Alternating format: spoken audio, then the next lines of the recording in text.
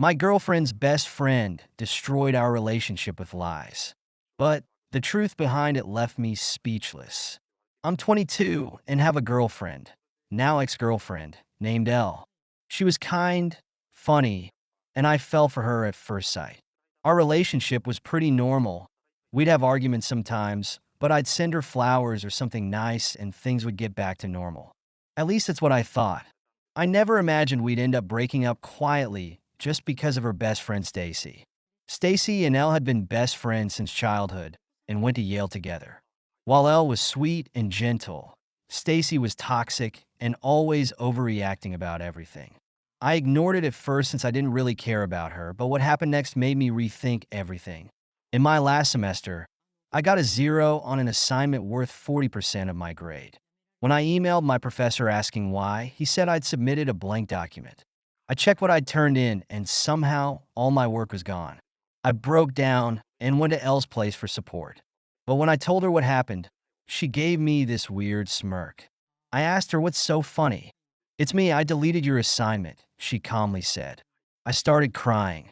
This assignment determined whether I'd graduate. She knew I'd promised my grandma before she passed that I'd be the first in our family to get a college degree. When I asked why she'd delete my work, she said it was because I'd been cheating. She showed me screenshots Stacy had sent her of my Tinder profile. I was shocked and told her it was an old profile from before we dated. To prove it, I downloaded Tinder right there and tried logging in. Of course, it failed.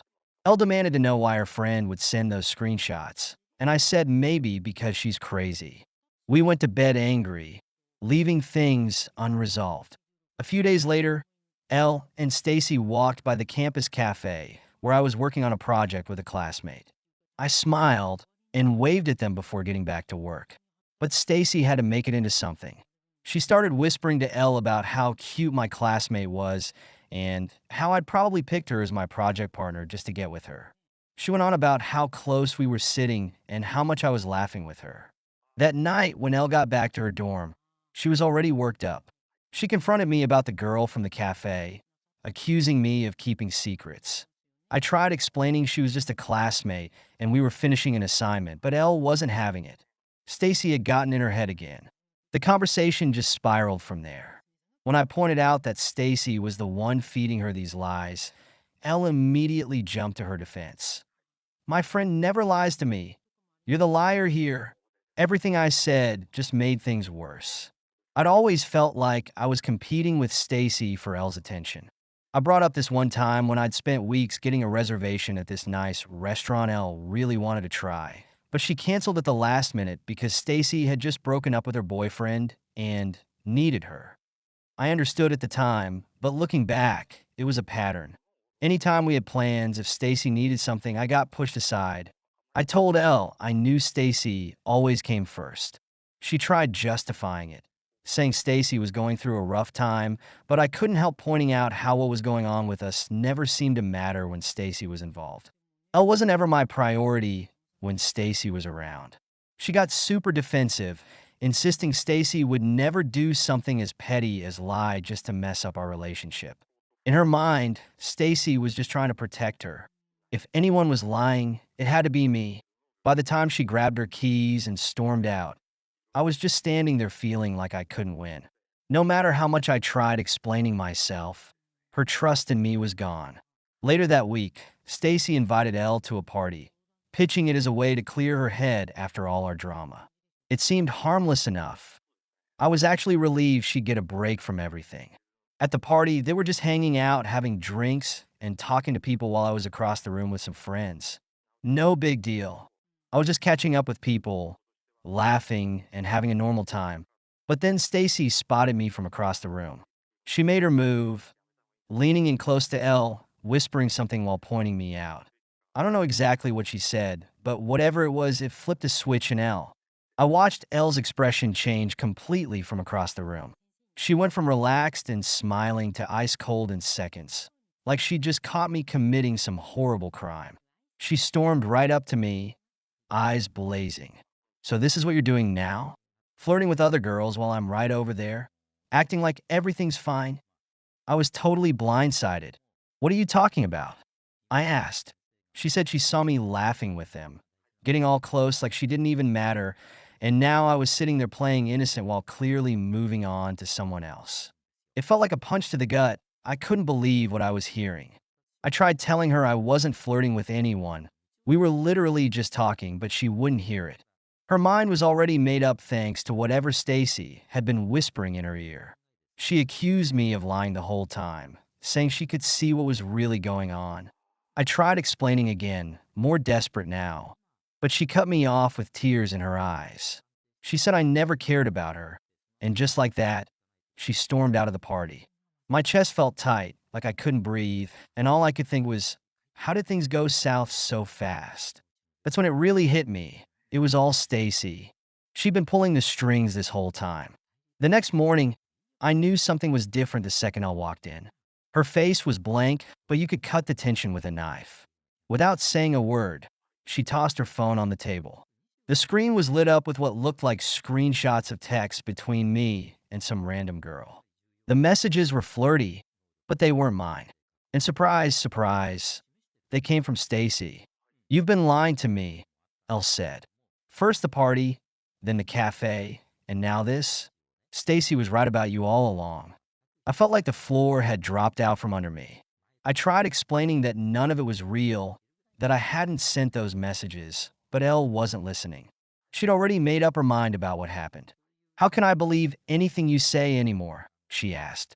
"Every time I try to trust you, something else comes up. This is just the final straw." I tried staying calm, but inside I was losing it. I begged her to understand that Stacy had been trying to come between us from the start. She didn't want us to work out, and now she was using these fake screenshots to push Elle even further away. Elle crossed her arms and looked away. "Stacy's my best friend. She wouldn't make this up.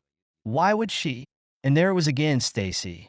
No matter what I said or how I tried to explain, it always came back to her. I could feel myself getting frustrated. She's been trying to control this relationship from day one. She's jealous and scared of losing you, and she's using this to turn you against me. Elle just sighed like she'd heard it all before, swearing I was just making excuses. I felt like I couldn't breathe. I tried one more time to tell her it wasn't true, but she wouldn't budge. "I need a break," she whispered, like the words hurt coming out. "I can't keep going like this with all these doubts. I need space to figure things out." My heart just sank. It killed me watching someone I love slip away because of Stacy's lies. I wanted to reach out and make her understand, but the look in her eyes told me it was already too late. She grabbed her stuff and left without another word. Weeks went by, and things just got worse. No matter how much I tried explaining myself, Stacy's words had already done their damage. I knew I had to dig deeper and prove this wasn't just in my head, so I started going through social media, looking further back than I ever had before. That's when everything started clicking into place. Stacy hadn't just been making random comments to Elle. She'd been publicly trashing us for months, maybe longer. I found posts where she'd jokingly mocked me, saying I wasn't good enough for Elle. It was always wrapped up in this passive-aggressive humor, but the intent was clear. The deeper I looked, the uglier it got. I even found comments Stacy had made about Elle, stuff she'd never say to her face. She was painting Elle as naive and blind to what was going on in her own life. Stacy was playing both sides, making Elle doubt me while also making her doubt herself. It was seriously messed up. At first, I thought Stacy just wanted to keep Elle to herself.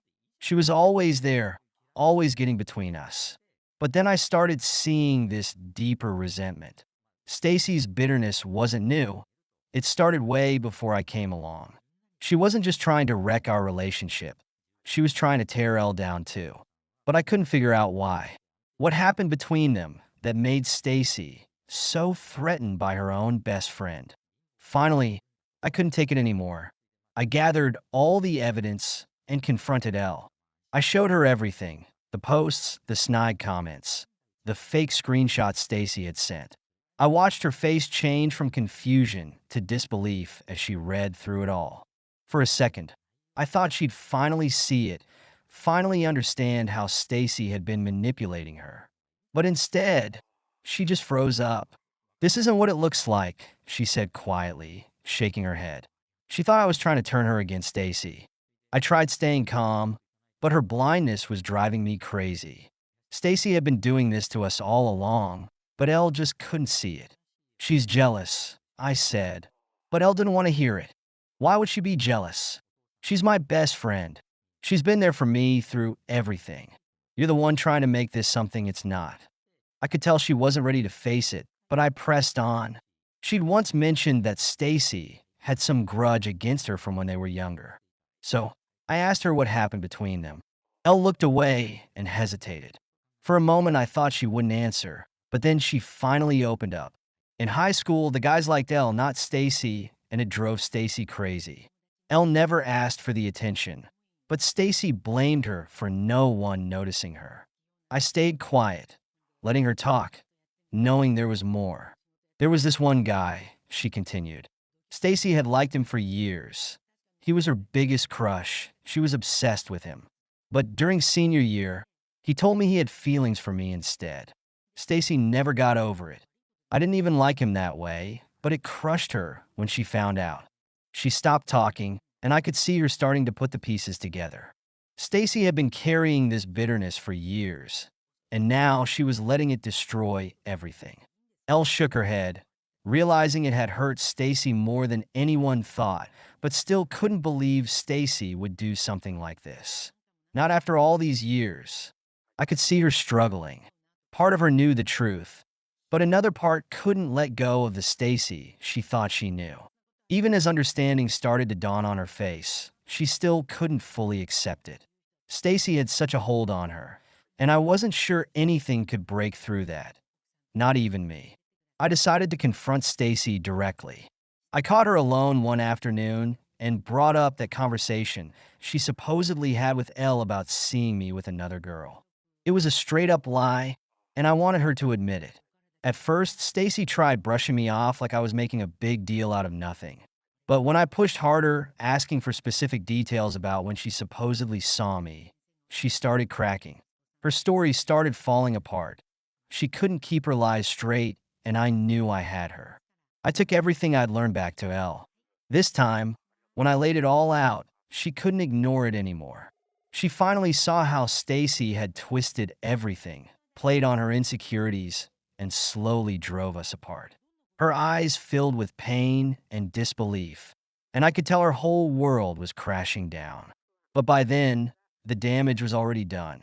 Even though Elle cut ties with Stacy that night, the betrayal stuck around. It wasn't just Stacy who betrayed her. She felt betrayed by herself too. She doubted her own judgment, how she'd trusted someone for so long. And worst of all, she doubted what we had.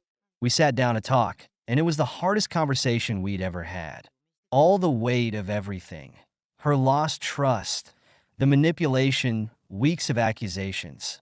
It was just too much. She admitted she was wrong to doubt me, but it didn't change the fact that those doubts had been there. She believed Stacy over me for too long, and that trust between us was broken. As much as we wanted to, there was no going back to how things were. Our relationship was too scarred. After a long, painful discussion, we both knew what had to happen. We weren't the same people anymore, and no amount of apologies or understanding could fix that. We agreed to break up. It wasn't dramatic. No yelling, no anger left between us, just this quiet sadness. As she walked out the door for the last time, the sting of it all really hit me. Looking back, I learned you need to spot red flags as soon as they pop up if you want to avoid toxic relationships. Sometimes I wonder, if I'd known all this sooner, could Elle and I have avoided ending things on such a sad note? That's how my first real relationship ended. Not with a bang, but with the quiet realization that sometimes love isn't enough when trust is broken. Thank you so much for listening to my story. If you have any thoughts, I'd love to hear them, so please leave a comment. Don't forget to like and subscribe if you want more stories like this one. My girlfriend squeezed my inheritance to fund her project. I found out. Now, I made her return everything. I'm a 30-year-old guy, and I've always been a pretty straightforward person. I work hard, value honesty, and try to stay grounded. My dad, who passed away last year, was a big influence on me. He built his business from nothing, And when he died, he left everything to me: the savings, the house, and the business. Losing him was rough, but I thought having my girlfriend of 3 years around would help me get through it. Turns out, she wasn't the person I thought she was. At first, she seemed supportive. She stayed by my side, offered to help with anything I needed, and even said things like, "Your dad would be so proud of you." It felt good to have someone in my corner. But looking back, I realized she was playing a long game. She'd always been charming and persuasive, and I used to think those were great qualities. Now, I see them differently. Not long after my dad passed, she started asking a lot of questions about the inheritance. I didn't think much of it at the time. She asked how much money he'd left me, what the business was worth, and how I planned to manage everything. I gave her general answers, but didn't go into too much detail. I didn't realize then how calculated her interest was. One evening, over dinner, she suggested we combine all our accounts. "It'll make things easier for both of us," she said casually, like she was asking me to pass the salt. I hesitated. "I don't know," I said. "I'd rather keep things separate for now. It's just simpler that way." She looked a little annoyed, but didn't push it further. I thought that was the end of it. It wasn't. A couple of weeks later, I noticed some strange transactions on our shared account. There were charges for expensive clothes, a designer purse, and payments to someone labeled consultant. I asked her about it, and she brushed it off like it was no big deal. "Oh, I just needed some things, and the consultant is for personal growth stuff. I'm investing in myself so I can be the best version of me for us." That sounded like nonsense, but I didn't want to argue, so I let it go. But then I found a $50,000 transfer to an account I didn't recognize. I confronted her. "Where did this money go?" I asked, holding up the bank statement. She didn't even flinch. "It's my investment account," she said. "I thought it'd be smart to grow the money." I couldn't believe what I was hearing. "That's not your money. You had no right to take it." "What's the big deal?" she said, rolling her eyes. "It's our money. We're building a life together." "No, it's my inheritance," I said firmly. "And you took it without asking." She crossed her arms and gave me this exasperated look, like I was the one being unreasonable. "You're overreacting. I did this for us." That's when it hit me. She didn't see anything wrong with what she'd done. In her mind, my money was hers to do whatever she wanted with. I didn't want to blow up right then, so I told her I needed some time to think and left it at that. After that, I started paying closer attention to everything she was doing. She began talking about getting involved in my dad's business. "I think it's time I started helping out," she said one morning while I was making coffee. "You can't handle it all on your own." "You don't even know what the business does," I said. She shrugged. "I'll learn. Besides, it's ours now." I didn't even know what to say to that. I ended up reaching out to my lawyer to make sure everything was legally in my name. But I still informed my employees and vendors not to deal with anyone claiming to represent the business unless they had my explicit approval. That turned out to be a good move because, not long after, she tried to set up a meeting with one of my main suppliers.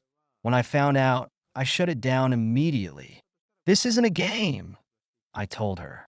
"This is my dad's legacy, and I'm not going to let you mess with it." She acted like I was being dramatic. "I'm just trying to help," she said. "You're so ungrateful." Her entitlement wasn't just limited to the business. One day, I came home and found her showing our guest house to a young couple. My aunt, who lived there rent-free, had gone out for groceries and wasn't aware of what was happening. "What are you doing?" I asked, barely keeping my voice steady. "Oh, I was just thinking we could rent out the guest house," she said with a smile. "It'd be a nice extra income." "That's my aunt's home," I said. "She's been living here for years." "She's a grown woman," she replied, still smiling. "She can find her own place." I was furious. "She's staying," I said. "And if you ever try to pull something like this again, you'll be the one looking for a new place to live." To make sure she couldn't mess with my aunt's living situation again, I changed the locks on the guest house and updated her lease to make it legally binding. Girlfriend was pissed, but I didn't care. It wasn't just the big things either. She started making changes around the house without telling me, replacing furniture, ordering expensive appliances, and even booking a luxury vacation, all charged to our shared account. "We deserve this," she said when I confronted her. "You've been so stressed, and I thought it'd be good for us. What I deserve is a partner who doesn't treat me like a wallet." I shot back. To stop her from draining my funds, I set up alerts for every transaction over $100 and flagged our shared account for manual approval on anything large. I also returned the vacation package and most of the stuff she'd bought. She called me controlling and accused me of being stingy, but I didn't care. The final straw came during dinner with her friends. One of them, after a few drinks, jokingly called her a genius for using my inheritance to fund her projects. It was clear they all knew what was going on, and none of them saw anything wrong with it. I kept quiet during the dinner, but I was done. When we got home, I laid everything out. "I know about the $50,000, I said, "and I know about all the other crap you've been pulling." She looked startled for a second, but quickly recovered. "We've already talked about this," she said. "I was just trying to help us." "Stop," I said. "I've spoken to a lawyer, and what you did was fraud. Either you return every penny you took, or I'm pressing charges." She tried to play innocent. "You wouldn't do that to me. We're supposed to be partners." "Partners don't steal from each other," I said. "You have 48 hours to fix this. If you don't, I will." Her confidence cracked after that. She managed to return most of the money by selling off some of the stuff she'd bought and liquidating her so-called investments. My lawyer drafted an agreement for her to repay the rest within 6 months. She signed it, but not without plenty of complaints about how unfair I was being. I broke up with her that same day and gave her 30 days to move out. At first, she tried to guilt trip me, saying I was throwing away everything we'd built together. When that didn't work, she got angry, calling me selfish and accusing me of ruining her life. Her last words to me were, "You'll regret this. No one else will ever put up with you." I just looked at her and said, "If putting up with me means letting someone take advantage of me, I'll be fine." After she moved out, I went through everything she'd left behind to make sure there were no more surprises. I found documents showing she'd tried to open a line of credit in my name, but got denied because she didn't have enough information. It was unsettling, to say the least. I filed a police report to document it, froze my credit, and updated every single password I had. I wasn't taking any chances. Once she was out of my life, I started repairing the damage she'd done. I restructured my finances to make sure no one else could ever access them without my explicit consent. I closed our shared account and moved all my personal and business accounts to a different bank. I also reached out to friends and family to apologize for distancing myself while I was with her. Turns out, most of them had seen through her way before I did. One of my friends said, "We didn't know how to tell you, but we could tell she was using you." Another friend said they'd overheard her complaining about how slow I was to make big moves with my money. Hearing all this after the fact was frustrating, but it also confirmed that I wasn't crazy to think she was manipulative. Rebuilding my life after her betrayal wasn't easy, but it felt good to reclaim control. I poured my energy into my dad's business, which I'd been neglecting while dealing with her antics. I hired more staff, expanded our operations, and even set up a scholarship in my dad's name for aspiring entrepreneurs. It was my way of honoring his legacy while moving forward. Looking back, I realized how much I ignored the red flags because I wanted to believe she was genuine. From the small things like always forgetting her wallet to the bigger things like assuming she had a right to my inheritance, it was all part of a pattern. I learned the hard way that trust should be earned, not given blindly, and that no matter how much you care about someone, you can't ignore who they really are. If there's one thing I've taken away from all this, it's that you have to protect yourself, even from people you think you know. Because at the end of the day, if someone shows you who they are, you'd better believe them. I may have lost time and money, but I gained clarity and the strength to never let anyone take advantage of me again. Thank you so much for listening to my story. If you have any thoughts, I'd love to hear them, so please leave a comment. Don't forget to like and subscribe if you want more stories like this one. My golden sister stole my house. I called the police and kicked her out. So, my parents cut me off. I'm a 34-year-old woman, and I've spent most of my adult life working my ass off. I bought my own house a few years ago, a modest 3-bedroom. Nothing fancy, but it's mine. I saved every penny I could to make it happen, and I'm proud of it. My sister Mia and her husband Jake don't see it that way. To them, I'm sitting on some golden throne, living it up while they struggle. Mia's always been the favorite. Growing up, she got away with everything. Broke curfew? No problem. Failed a class? Mom would sweet talk the teacher. Meanwhile, I had to follow the rules, and if I stepped out of line, I'd hear about it for weeks. I thought that stuff would stop when we became adults, but no, if anything, it's worse now. It started small. A couple of years ago, I was planning a solo trip to Europe. It was something I'd wanted to do forever, and I'd finally saved up enough to make it happen. When Mia found out, she told me I should cancel and use the money to take her and her kids on a family trip instead. She didn't even ask, she just assumed. You don't need to spend thousands on yourself, she said. Think about how much this would mean to the kids. I ignored her, booked my flights, and stopped responding to her texts. When I got back, she was furious. Apparently, my selfishness had disappointed the whole family. Then there was the time she took my car without asking. I woke up one morning and it was gone. When I called her, she acted like I was crazy for being upset. You don't even use it every day, she said.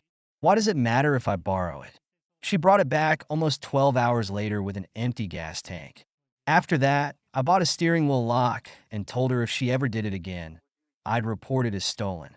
The most outrageous thing, though, was when she threw her kid's birthday party at my house. I came home from work to find my living room full of screaming kids and their parents. Mia was in the kitchen, acting like she owned the place. I figured you wouldn't mind, she said when I confronted her.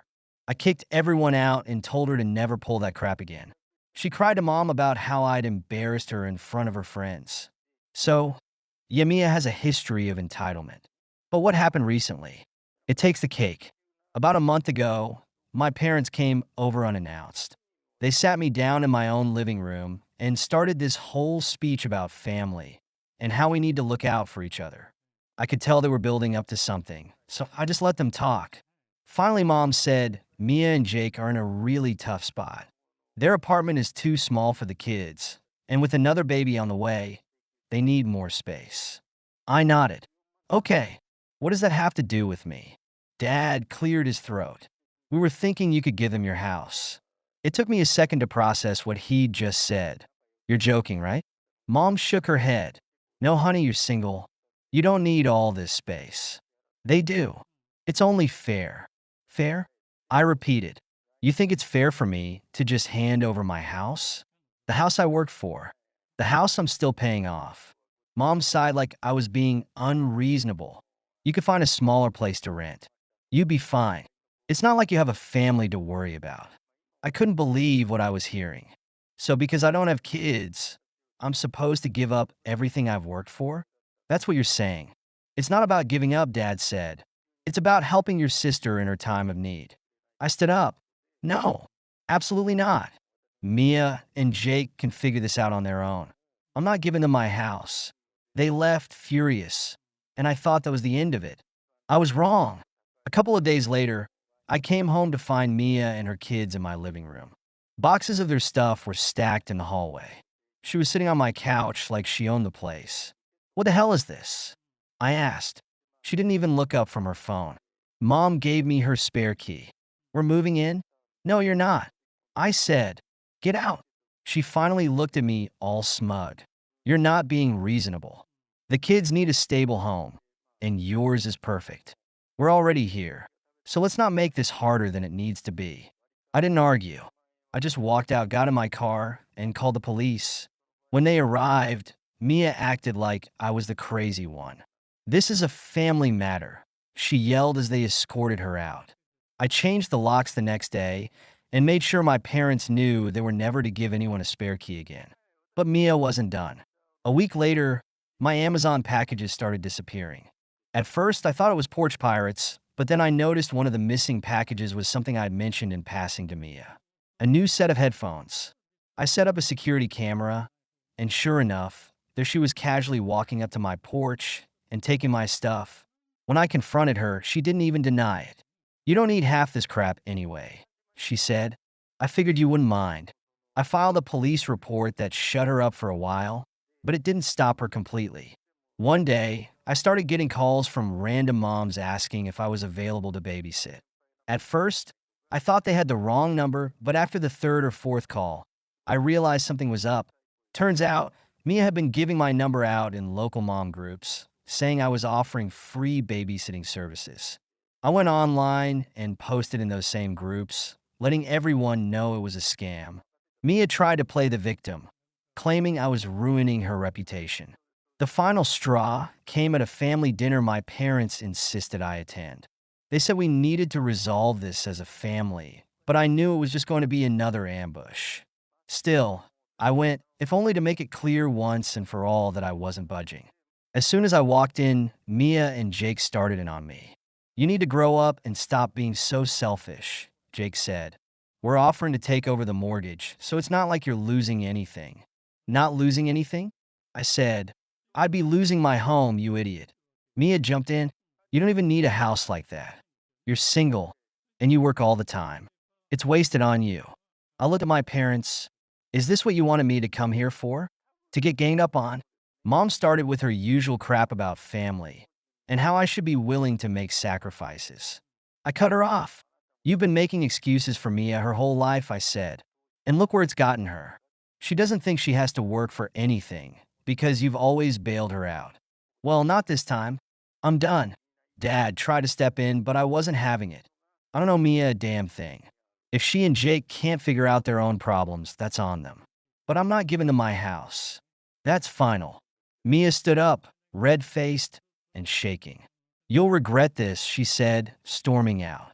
After that dinner, Mia made it her personal mission to make my life miserable. She started spreading rumors about me to anyone who would listen. According to her, I was a greedy, selfish person who only cared about money. She told people I'd abandoned my family and left her and her kids to suffer in some tiny apartment. It didn't bother me at first, but then the calls started. Friends and even distant relatives were reaching out, asking why I couldn't just help Mia out, or saying things like it's not a big deal to share.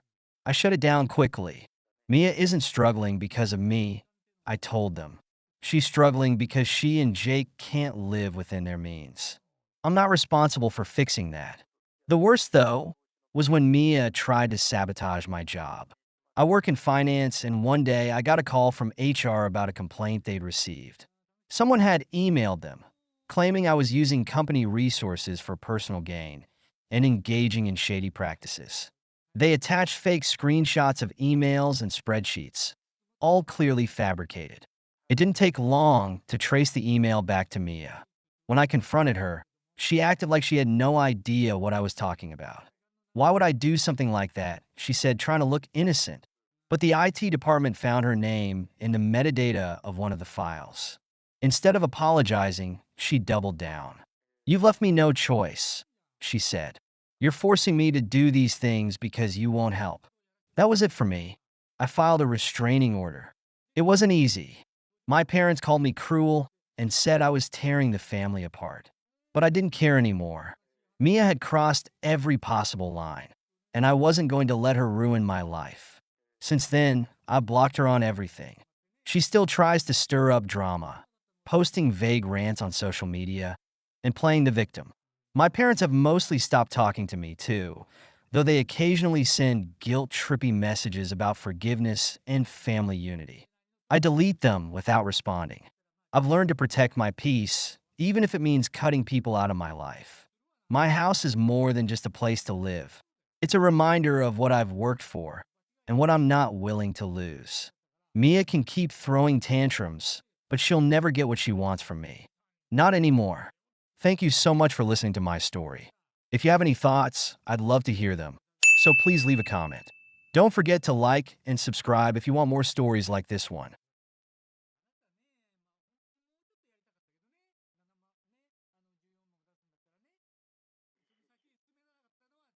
My fiancée was drowning in debt and lied about it. When I refused to pay it off, she tried to ruin my life.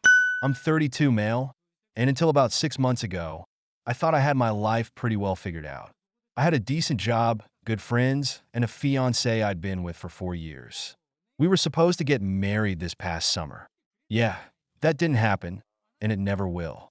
I'm not going to sugarcoat it. This is a story about betrayal and how I had to wake up to the fact that the person I thought I was going to marry wasn't the person I thought she was, and it wasn't the kind of we grew apart situation.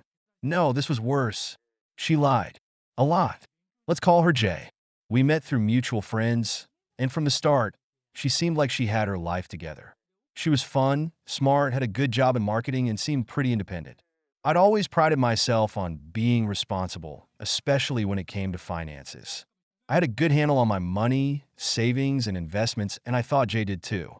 For most of our relationship, I never had a reason to question that. We split bills, lived together, and everything seemed fine. Then came the wedding planning. That's when things started to unravel. We had been engaged for about a year at this point, and wedding costs were coming up. If you've ever planned a wedding, you know it gets expensive fast. We were planning to split the major costs down the middle. Jay had told me she had savings set aside for her part of it, but when the first big payment came up for the venue, Jay suddenly got cagey. She avoided talking about money, and when I pressed her, she finally admitted she didn't have the money. Not for the wedding. Not for anything. Her savings didn't exist. It wasn't she just fell short or miscalculated. She had nothing. Zero. And to top it off, she was in a ton of debt. I'm talking tens of thousands of dollars in credit card debt, student loans, and personal loans that I didn't even know about. I was stunned. We'd been together for 4 years, living together for 2, and I had no idea she was in this deep. Why didn't you tell me? I asked her. I didn't want you to think less of me, she said. I thought I could handle it on my own. I didn't yell or lose my temper, but inside I was pissed. Hiding something like this from me? That's not what you do when you're engaged and planning a future together. But I stayed calm and told her we'd figure it out. I said we'd go over her debts, make a plan, and deal with it together. But she needed to be honest with me from now on. I believed that would be the end of it. I really thought we could move past it, but it got worse. A couple of weeks later, she dropped another bomb on me. Not only was she in debt, but she'd also taken out loans in her parents' names without telling them. I couldn't believe it. I'm sitting there, staring at her, thinking, what kind of person does that to their family? She tried to justify it, saying her parents wouldn't help her when she asked for money, so she had no choice. At this point, I'm questioning everything. Who the hell was I marrying? But I was still trying to keep it together, thinking maybe we could work through it if she was genuinely sorry and willing to fix it. I didn't want to just walk away. Not yet. Then came her solution, and this is where I realized how deep her entitlement ran. She suggested we combine our finances completely. Joint accounts, shared credit cards, the whole deal. She said since we were getting married soon, we should just handle her debt together. It'll be easier, she said. We're in this together, right? I couldn't believe what I was hearing. She wasn't asking for help or a loan. No, she was asking me to take on her mountain of debt like it was my responsibility. I told her straight up, I'm not paying off your debt. You got yourself into this mess. You need to handle it. She didn't take that well. She started crying, saying I didn't love her enough if I wasn't willing to help her when she was in trouble. She accused me of not caring about our future. The guilt trip was real, and it made me madder by the minute.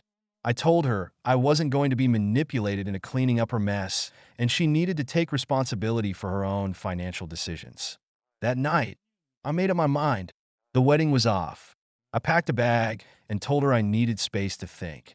I want to stay at a friend's place for a few days.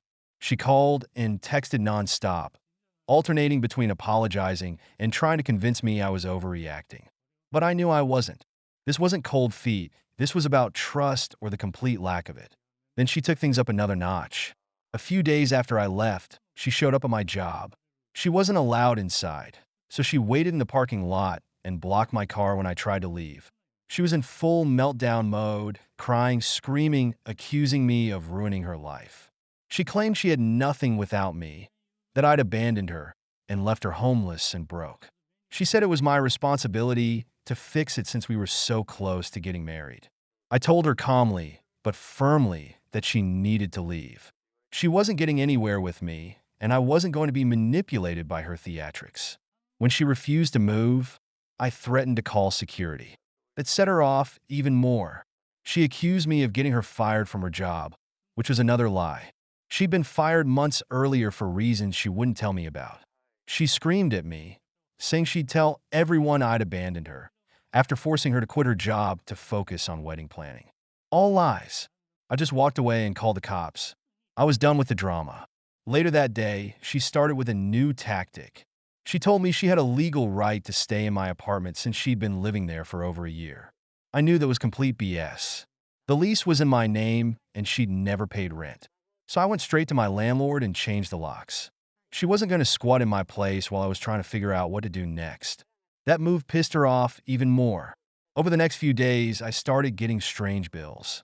Gym memberships, magazine subscriptions, and even a luxury spa package. All in my name.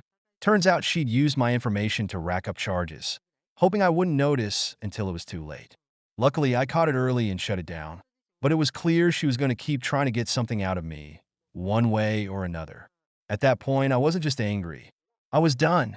Done with her games. Done with her lies. Done with everything.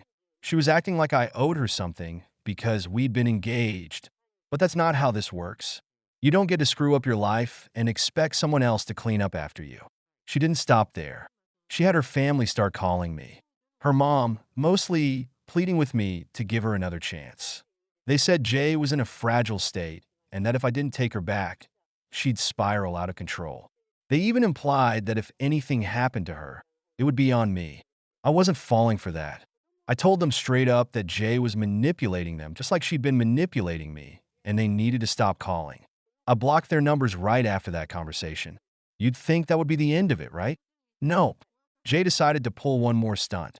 She forged an email from me to one of our wedding vendors, asking for a refund on a deposit I'd paid. The vendor called me to confirm, and I was livid. I immediately sent over all the proof that it wasn't me, and thankfully, they didn't go through with the refund. At this point, I realized I needed to take legal action.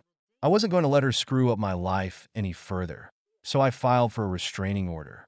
It was an extreme step, but she'd crossed every line. I wasn't going to let her destroy my credit, my reputation, or my peace of mind. After the restraining order was granted, she finally backed off.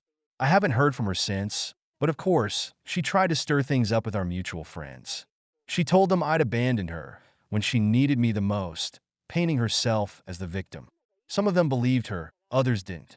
I lost a few friends in the process, but honestly, I don't even care. If they were willing to believe her lies after everything I'd been through, then they weren't really my friends to begin with. So yeah, the wedding's off, and I'm moving on. It took a while to process everything, but I'm in a better place now. I've learned a lot about people, trust, and how far some will go to avoid taking responsibility for their own actions. If there's one thing I can take away from all this, it's that you can never fully know someone until they're under pressure. Jay showed me who she truly was when things got tough, and it was ugly. Trust isn't something you can rebuild after lies like that. I canceled the wedding, cut her off completely, and have been focusing on myself since. I'm not bitter, but I'm definitely wiser. If I'm ever in a relationship again, I'll make damn sure we're upfront about everything from the start, especially money. Anyway, thanks for sticking around and reading this mess. Thank you so much for listening to my story. If you have any thoughts, I'd love to hear them, so please leave a comment. Don't forget to like and subscribe if you want more stories like this one.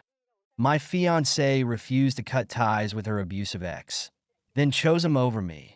Now, I'm picking up the pieces of my life. I'm 29 male, and up until about 6 months ago, I thought I had my life pretty much figured out. Good job, decent apartment, and most importantly, I was engaged to a woman I thought I'd spend the rest of my life with. Let's call her Jay. Jay was everything I thought I wanted. She was smart, beautiful, ambitious, one of those people who lights up a room the second she walks in. We've been dating for about 3 years before I popped the question. Everything seemed perfect, like we were heading toward one of those fairy tale endings you see in movies. But life has a funny way of flipping things upside down when you least expect it. I guess looking back, there were red flags I ignored. I think I convinced myself that no relationship was without flaws, that we'd figure things out, and most of it was small stuff, until her ex came into the picture. Now Jay's ex wasn't just some random guy. Let's call him R. They dated on and off for years before I came into the picture. And from what I knew, the relationship was toxic as hell. Jay told me stories about how controlling and manipulative he was, how he'd gaslight her into thinking she was always in the wrong. I knew he'd cheated on her multiple times, and there were even hints of emotional and physical abuse. She painted a picture of a guy who was a walking red flag. So, imagine my surprise when, about a year into our engagement, Jay tells me she's still in contact with him. It started small, random texts, the occasional check-in. I asked her why she was still talking to him, given everything she'd told me about their history. She brushed it off, saying, I didn't like it, but I trusted her. I had to, right? She was my fiancée. But then things started escalating. I'd come home from work, and she'd be on the phone with him.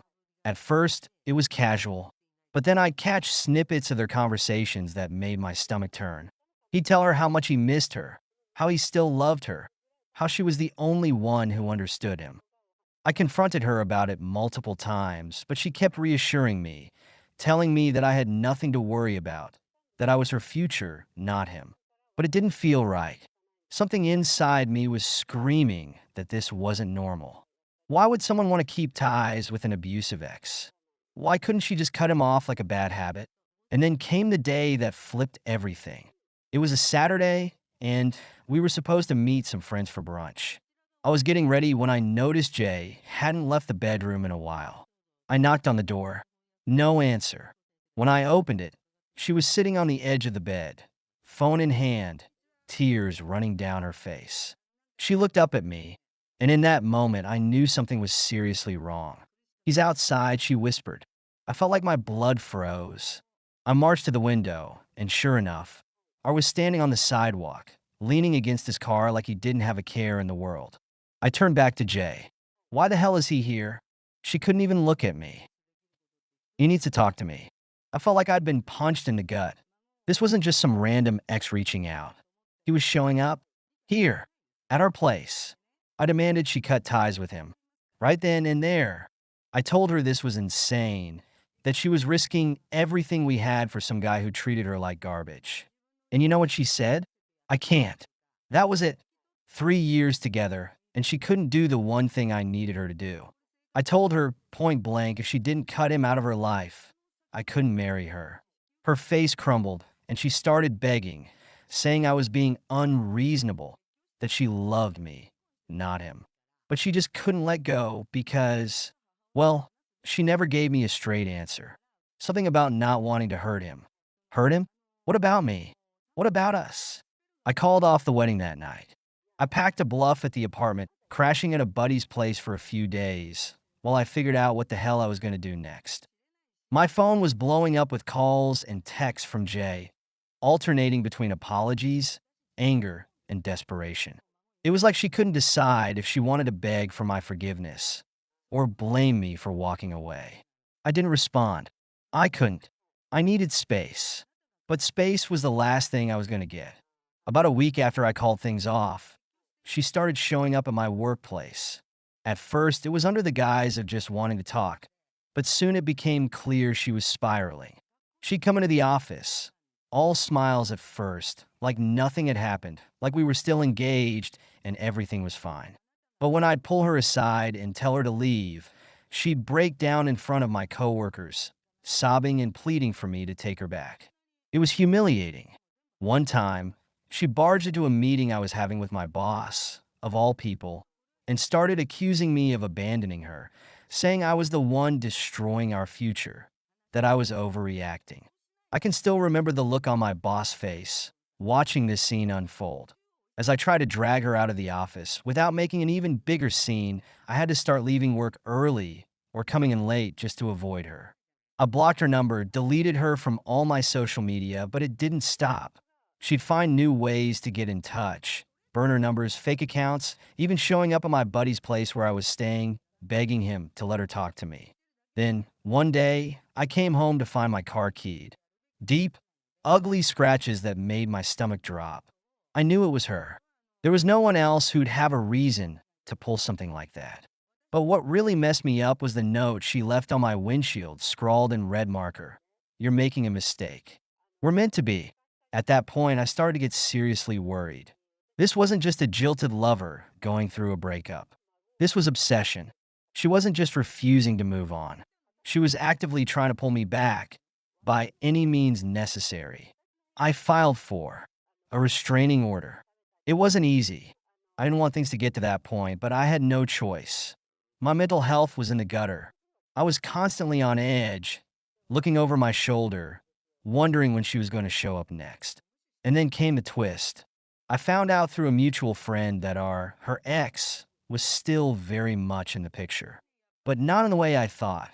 Turns out he wasn't just some helpless, lovesick puppy trying to win Jay back. He was actively manipulating her, feeding her stories about how they were destined to be together, how I was the one keeping them apart, how she should do whatever it took to break us up. He even went as far as encouraging her to stalk me, to show up at my job, to cause chaos. The more I dug, the more I realized that Jay wasn't just holding on to an old relationship out of misguided loyalty. She was trapped in a psychological game with this guy. He had his claws so deep into her that she couldn't even see how toxic it was. And while part of me felt sorry for her, that sympathy evaporated the moment I found out she knew exactly what she was doing.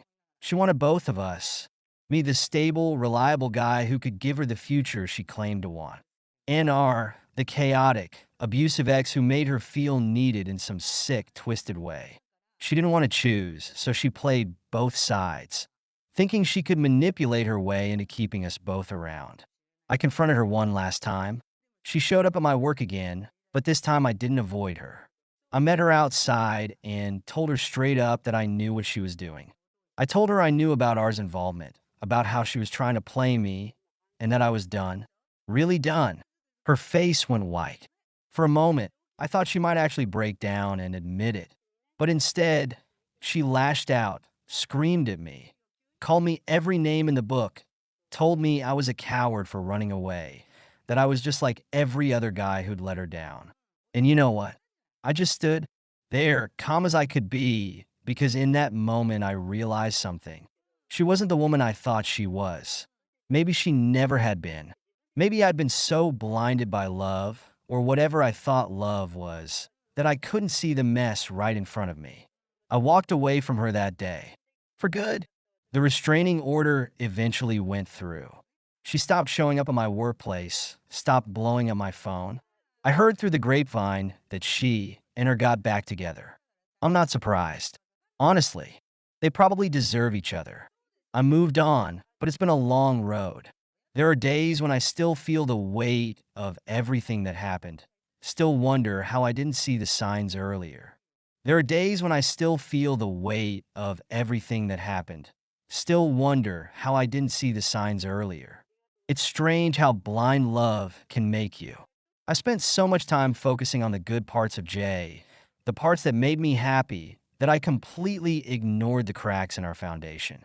I was building a life with someone who was still tangled in a web of toxicity, someone who couldn't let go of her past, no matter how destructive it was. After I got the restraining order, things slowly started to settle. The chaos died down, but the emotional wreckage stuck around for a while. I spent months picking up the pieces, trying to figure out what was real in our relationship and what was just manipulation. Trust wasn't something that came easy to me anymore. It was like I had to relearn how to live without constantly looking over my shoulder, without wondering if she or I would pop back into my life. But over time, I did move on. I started focusing on myself, my job, my friends, the things that made me feel like me again. I won't lie, dating again has been tough. Every time I meet someone new, there's this nagging voice in the back of my head, warning me to be careful, to not get too close too fast. But I've learned from it. I've learned to set boundaries, to trust my gut when something feels off, and to never ignore the red flags, no matter how small. Jay, I heard through mutual friends that she's still with her. Honestly, I don't care. I hope, for her sake, she finds a way out of that mess someday. But that's not my responsibility anymore. I can't fix her. I spent too long thinking I could, and all it did was destroy the future I thought I had. She made her choices, and I made mine. I walked away, and I've never looked back. If you made it this far, thanks for sticking around. Thank you so much for listening to my story. If you have any thoughts, I'd love to hear them, so please leave a comment. Don't forget to like and subscribe if you want more stories like this one. The thing about getting older is that you start recognizing patterns, not in some mystical, fortune teller way, but in the same way you know when your car's about to need new brakes before the grinding starts. You just know. I knew something was wrong with Fran about 3 weeks before she asked to open our relationship. It was the little things. The way she'd check her phone during our Friday night dinners at Giuseppe's, that Italian place on 4th Street where we always sat in the corner booth. The way her laugh had gotten shorter, like she was conserving energy for something else. The way she stopped asking about my day. We'd been together 2.5 years. 2 years officially after we stopped pretending we were just seeing where things go and admitted we were actually in a relationship. I'm 43, she's 36. We're both old enough to know better than to waste time on games, or at least I thought we were. I was planning to ask her to move in. Had the whole thing mapped out in my head. April, maybe early May. Spring cleaning, fresh start, all that optimistic garbage. I'd even started clearing out the spare bedroom, boxing up my camping gear and old college textbooks, making space for her stuff. Then I noticed the distance. Here's the thing about being cheated on before. It's like having a smoke detector that's too sensitive. Sometimes it goes off when you're just making toast, but sometimes there really is a fire and you're the only one who can smell it. So I waited, watched, paid attention. Friday evening she came over to my place. I'd picked up Thai food from that spot she likes, the one with the crispy basil chicken that's always too spicy for me but perfect for her. She barely touched it. "Hey," I said, trying to keep my voice casual. "You okay? You've been kind of quiet lately." She looked up from her phone. Her eyes had that shine they get when someone's working up to something difficult. I've seen that look before. It never ends well. "Actually," she said, setting her phone face down on the coffee table, "I wanted to talk to you about something." My stomach dropped. I knew. Right then I knew. "Okay," I said. She took a breath. "I've been thinking a lot about us, about our relationship, and I think we could benefit from being more open." I didn't say anything, just looked at her. "I mean, we're so solid," she continued, her words picking up speed like a car rolling downhill. "We have such a strong foundation, and I think exploring other connections could actually strengthen what we have. Lots of couples do it. It's about trust and communication, and do you have someone in mind?" I asked. She stopped mid-sentence, blinked. "What? Someone specific?" "Because this isn't really something you just decide one day and then start swiping on Tinder the next. So do you have someone in mind?" The silence stretched out between us like taffy. I could hear the neighbor's dog barking outside, a car alarm going off down the street, the hum of my refrigerator. "I mean," she said slowly, "there's this guy I've met a few times, at dancing, but nothing has happened. I wouldn't do that to you. That's why I'm asking first. That's why I'm being honest about." "Right." I stood up, walked to the bedroom. "Where are you going?" she called after me. I grabbed the gym bag from my closet, started going through drawers, collecting her stuff, toothbrush from the bathroom, hair ties from the nightstand, that stupid t-shirt she always wore to bed, the one from her college volleyball team with the mascot that looked like a depressed raccoon, the book she'd been reading, her phone charger, the expensive face cream that smelled like cucumbers. She appeared in the doorway. "What are you doing?" I kept packing. "Making it easier." "Making what easier? You're not even going to talk about this." I zipped the bag, handed it to her. She didn't take it, so I set it on the floor between us. "I need you to leave your key on the table on your way out," I said. My voice sounded calm. Too calm, like I was reading from a script. "We're done." Her face went through about 5 different emotions in 3 seconds. Confusion, anger, hurt, desperation, back to confusion. "Over this," she said. "Over me asking a question. Over you having someone lined up before you asked the question," I said. "There's a difference. Nothing happened, but something was going to. That's the point. You don't ask to open a relationship in a vacuum. You ask because there's something specific you want, someone specific. She opened her mouth, closed it, opened it again. I thought you'd be more open-minded about this. You've always been so, I don't know, mature. I almost laughed at that. Being mature doesn't mean being a doormat. That's not what Fran. I held up a hand. I don't want to do this. I don't want to have the long conversation where you try to convince me this is somehow good for us. I don't want to hear about how other couples make it work. I don't want to be that guy who's checking your phone and wondering where you are and who you're with. I'm too old for that, so I'm making this easy. We're done, you know why. I walked past her to the living room, sat on the couch, turned on the TV. Some basketball game. I couldn't have told you which teams were playing. She stood there for what felt like an hour but was probably 90 seconds. I could see her reflection in the dark TV screen just standing there with that gym bag at her feet. You're really not going to even discuss this, she said, not a question. Nope. This is insane. Maybe, but it's my version of insane and I'm comfortable with it. She picked up the bag. You're going to regret this. I kept my eyes on the TV. Maybe. I heard her footsteps, the jingle of keys, the soft click of the spare key hitting the table, the sound of the door opening. For what it's worth, she said from the doorway, I really do love you. I know, I said. That's the sad part. The door closed. I sat there watching the game for about 10 minutes, not processing a single thing happening on screen. Then I turned off the TV, sat in the dark, let myself feel it. It hurt. God, it hurt, but not as much as staying would have. My phone started blowing up around 9, texts from friends, calls from numbers I didn't recognize. Everyone had apparently heard some version of events from Fran's side, and from the sound of it, I was the villain of the story. Bro, what the hell? That was Jake. Rachel says you kicked Fran out over nothing. Not nothing, I typed back, but I'm not getting into it tonight. She says you wouldn't even talk about it, because there was nothing to talk about. That's cold, man. I set the phone face down on the couch. Let them think what they wanted. The truth would come out eventually. It always does. The rest of the weekend was a blur. I called in sick to work on Monday, which I never do, but I couldn't face putting on pants and pretending to care about quarterly projections. I stayed in my apartment, ate cereal for every meal, and started a watch of The Sopranos from the beginning. By Tuesday, my best friends showed up. Clau and Pete. They've been married for 8 years, together for 12, and they're disgustingly happy in that way that makes you believe love is real even when your own relationship just imploded. Clau is technically my little sister's age. We grew up on the same street, and I used to walk her to school when I was in high school. She's 38 now, a corporate lawyer who takes no shit from anyone, and somewhere along the way she became one of the wisest people I know. Pete I've known since college, where we bonded over our shared inability to talk to women and our shared love of truly terrible action movies. They used my spare key. Just walked in carrying bags from the Thai place, the good one downtown, not the one near my apartment. We brought food, Pete said.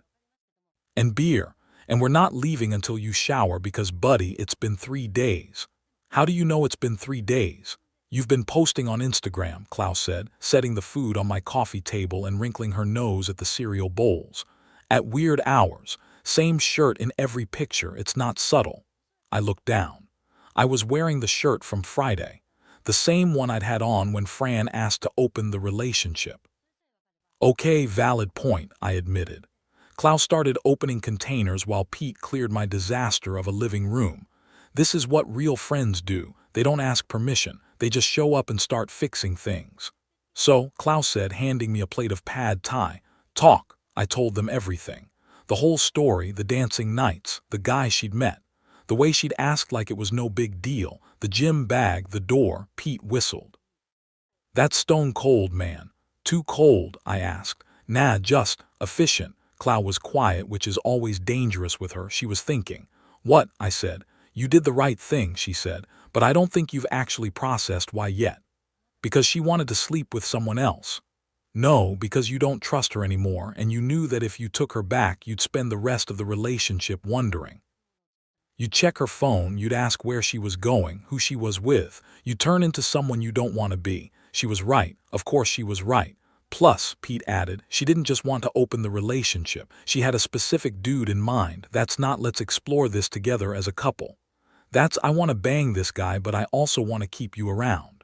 Pete, Klaus said. What? I'm right. You're right, she agreed, but you're also being crass. It's a crass situation. I picked at my food. My phone's been insane. Half our friends think I'm an asshole. They'll figure it out, Klaus said. Give it time. People who matter will understand. And the ones who don't can kick rocks, Pete added. You don't need friends who think you should accept getting disrespected. We ate in silence for a while. The food was good. I hadn't realized how hungry I was. The pad thai had that perfect balance of sweet and spicy that makes you forget everything else for a minute.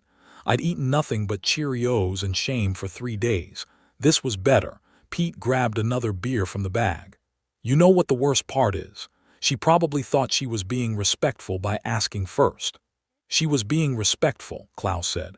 In her mind, at least. She could have just cheated. That's a pretty low bar, I said. It is, she agreed. But I'm just saying in her mind, she probably thought she was doing the right thing by being honest.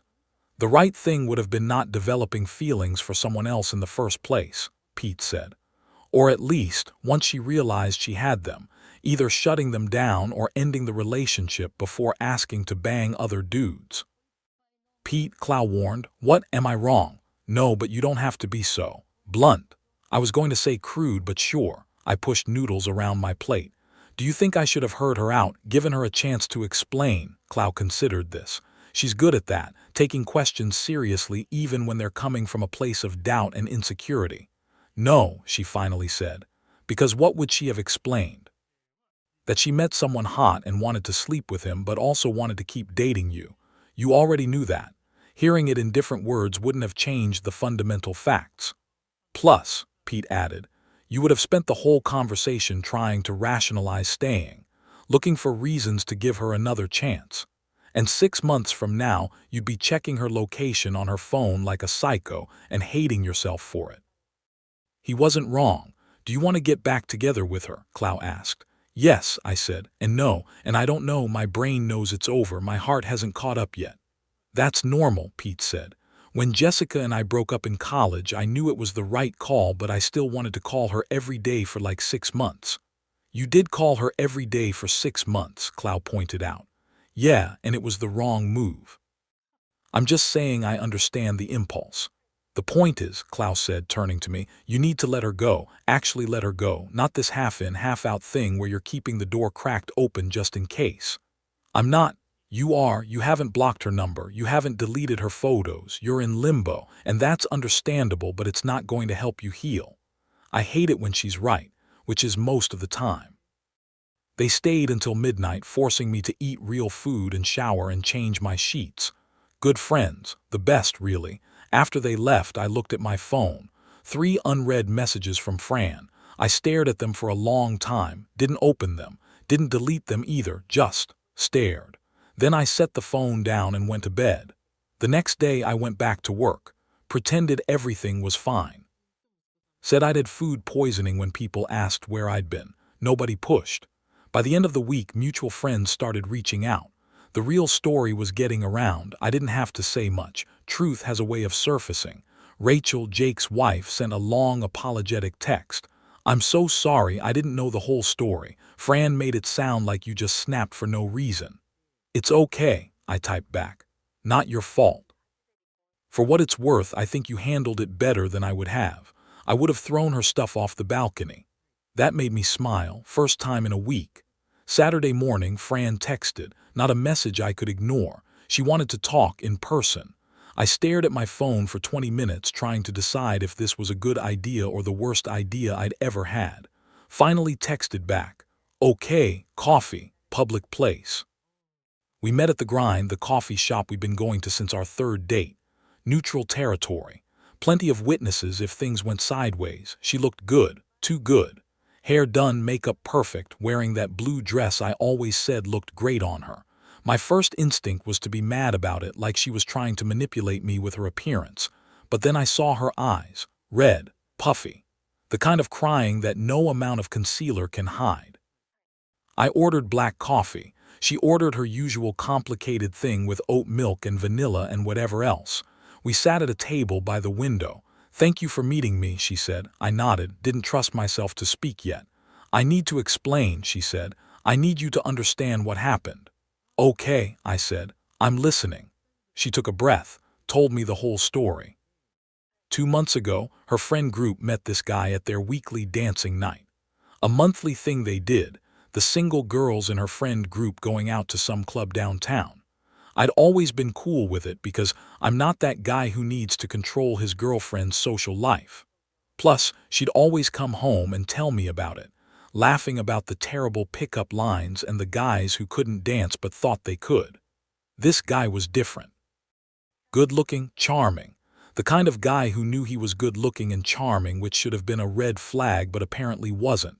At first, he went through her friend group like a brush fire. Laura, then Jen, then Christy. They'd all report back about him, comparing notes, laughing about it, just casual fun. Then he started paying attention to Fran. "I should have shut it down," she said, staring into her coffee. "I know that." We had an agreement about the dancing nights, but it felt good, the attention, the excitement. I convinced myself it was harmless, just dancing. "But it wasn't just dancing," I said. "No," she agreed. "It wasn't, because I started thinking about it, about him. And my friends were telling me these stories about how he was in bed, and I started wondering." She looked up at me and there were tears in her eyes. "I didn't cheat on you," she said. "I swear to God I didn't touch him, I didn't kiss him, nothing physical happened." "But something happened," I said. "Yeah, something happened in here." She tapped her temple. "And that's almost worse, isn't it? Because I chose to keep thinking about it. I chose to let those thoughts grow instead of shutting them down."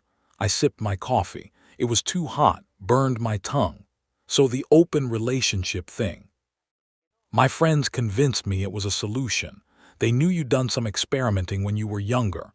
The threesomes, the swinging stuff you told me about from your 20s. They said you'd understand, that you'd be open to it." "That was different," I said. "That was stuff we did as couples, together, for the shared experience. This is, I want to sleep with a specific person while you sit at home and wonder if I'm coming back." "I know that now," she said. "I didn't think it through, or maybe I did and I just didn't want to admit what I was really asking for. Which was permission to cheat while keeping you as a safety net." At least she was being honest. "We spent 2.5 years together," I said. "I told you everything, my thoughts on relationships, my deal breakers. You knew how I felt about open relationships. I've been clear about that since we started dating, so either you weren't listening or you thought you could change my mind." "I was listening," she said quietly. I thought maybe if I presented it the right way, if I explained it as something that could strengthen us, I thought maybe you'd surprise me." "I did surprise you," I said. "Just not the way you wanted." She laughed, but it was a sad sound. "Yeah. I really didn't think you'd just end it right there. I thought worst case you'd be angry, we'd fight, you'd say no, we'd work through it." "There was nothing to work through," I said.